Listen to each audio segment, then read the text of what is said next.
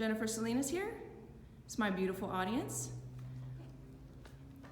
To my left is a student in the OTA program, so she's somewhat familiar with anatomy and physiology.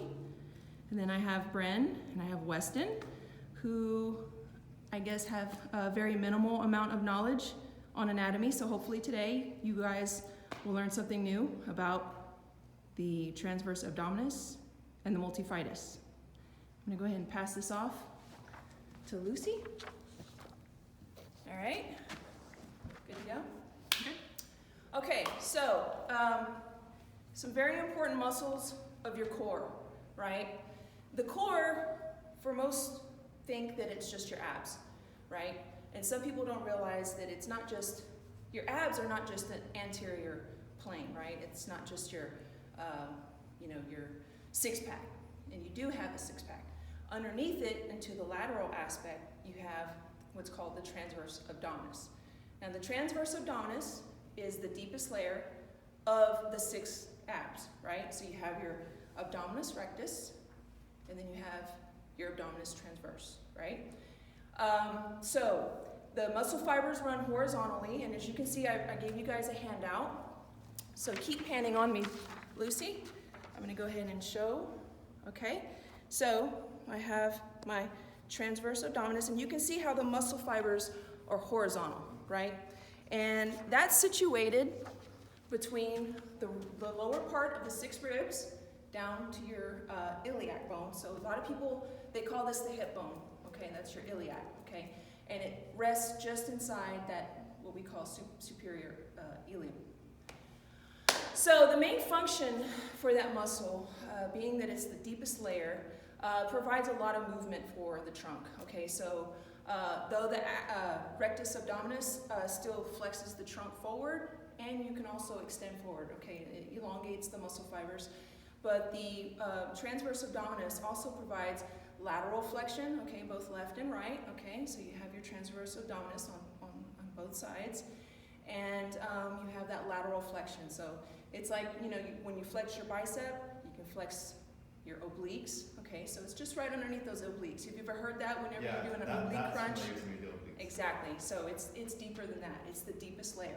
Okay. So the origins, there's about 4 origins.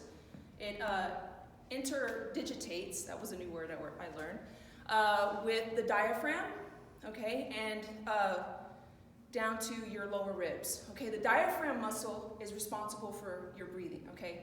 Exhalation, inhalation, that if you've ever wondered that, like, I wonder what muscles play for my breathing. And people don't stop to think that there are muscles that you use in order to breathe in and out.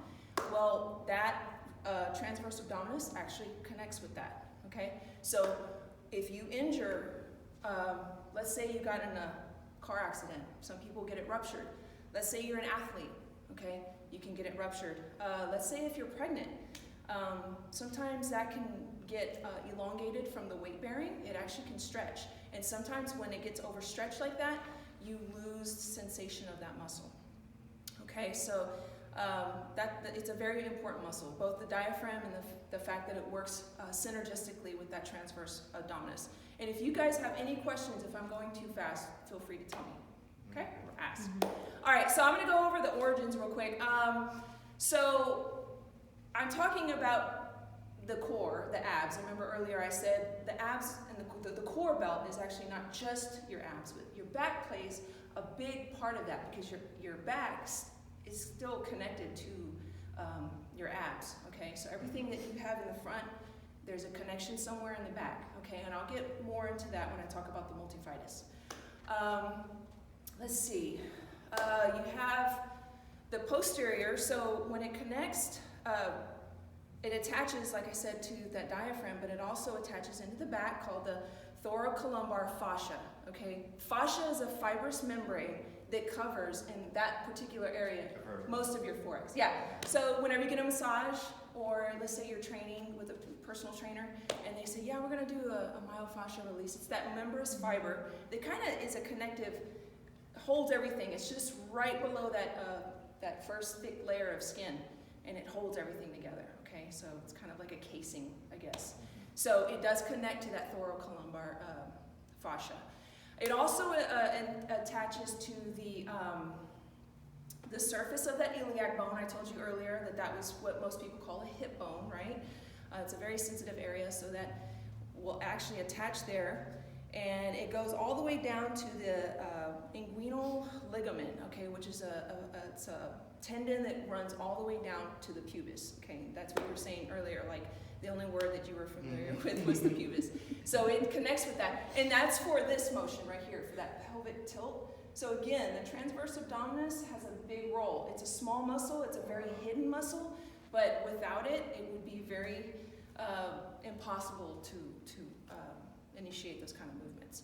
Wow. The insertion, okay, the insertion of that muscle, there is on your sternum. You know what your sternum is? Mm-hmm. Okay, so at the very end, if you've ever felt that little spiky part, or if you've ever seen a skeleton, there's a thing that hangs down from the sternum called the xiphoid process. I actually thought I wasn't supposed to have that. I was asking my friend. No, yeah, good. You're supposed to have it. Mine sticks out like a lot. I was like, I think this one, yeah. So, and that transverse muscle actually inserts into that xiphoid process. Okay, and it makes sense, right? Because you're flexing your trunk. I'm touching too. You can do this, right? So it has that rotation. Yeah. So and then there's that linea alba again.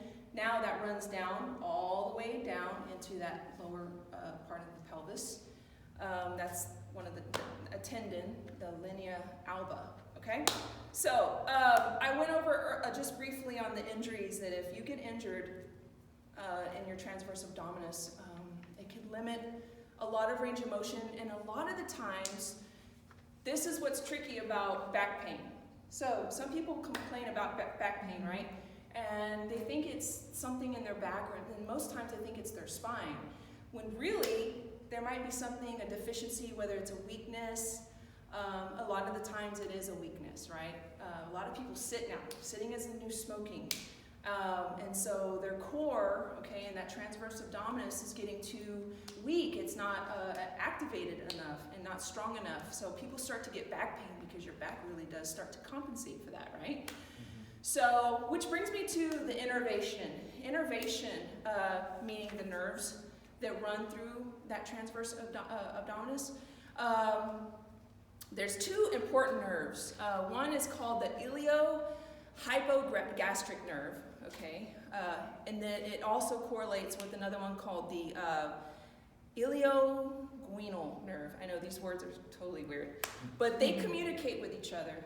And those nerves are needed in order to, again, for sensation, and with that comes muscle contraction, okay? So those nerves are very important that they're there, and sometimes it can get damaged, and then, they lose that sensation, they're not able to, they have a deficiency there, so. Is that what, just random curiosity, is that what gets stimulated when, people have those little, cheater ab machines, and it sends little pulses of shock? I believe so. In physical therapy clinics, actually, you'll see sometimes what they'll do, but I have only ever seen it done on more of the limbs, like the arms and legs. But yeah, I know I used to watch videos of Bruce Lee, and he would have he would just be like this, Oh, those so I'm belts? sure.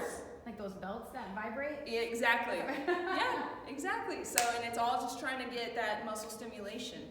So I'm going to go ahead and give you another visual aid, and that's an exercise that will help the transverse abdominis. It is the best one because, again, when you do abs, a lot of people think that the misconception is that you can isolate abs. You really can't. When you start to do that, you're engaging everything. But there's a better way, okay? There's a way that you can get everything involved and not just your rectus abdominis, right? Not just the anterior muscles. Anterior meaning the front, okay? So I'm going to go ahead and show you real quick how to do a plank. Important thing is to keep the spine nice and straight, okay? Wow, don't lower your hips. Don't raise your butt, okay? Here you want to be nice and straight. That even means right here in the cervical spine, right? Right here in the neck. So, anything between 30, 60 seconds. And you can do various. So it's like a push-up position, but on your elbows. But on your elbows. And you can modify it, because even in a push-up position, you are engaging that. Mm-hmm. Yes, Brent? Is there something you'd recommend if you hate planks? I hate that exercise. Yes. Okay. I have an alternative. So you're asking for an alternative. Yes, please. Okay, an alternative. Another one, another good one, is flutter kicks. Ah. And this is another one. I Oh, used to mine do this a knows. lot in the Army. You'll get that transverse abdominis. Okay. Same thing, Thank like you. 30 to 60 seconds would be optimal. Like if Yeah. you're doing that too. Oh, 60 seconds. it's really hard. Yeah. So, Thank you. okay, cool. So, I'm gonna go over the multifidus. So the multifidus, I'm a little bit out of breath. So, is I had a really good workout this morning, and I'm really, really sore. So multifidus. The thing about the multifidus, it's a very tiny set of muscles, but it has such a huge impact on your spine and your overall core, okay? So there are two groups of the multifidus, and you can see now we're going out towards the back, right? The dorsal plane of your body, the posterior, the back side. They are there to support your spine and to kind of help ease the pressure off the vertebral disc, right?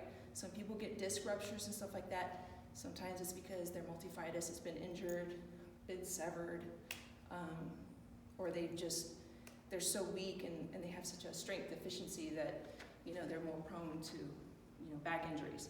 Again, I would say synergistically, the rectus abdominis, the transverse abdominis, and then of course the multifidus, again, they're synergistic, they help each other out. So what you do for your trunk flexion, make sure that you're doing for your back as well, okay?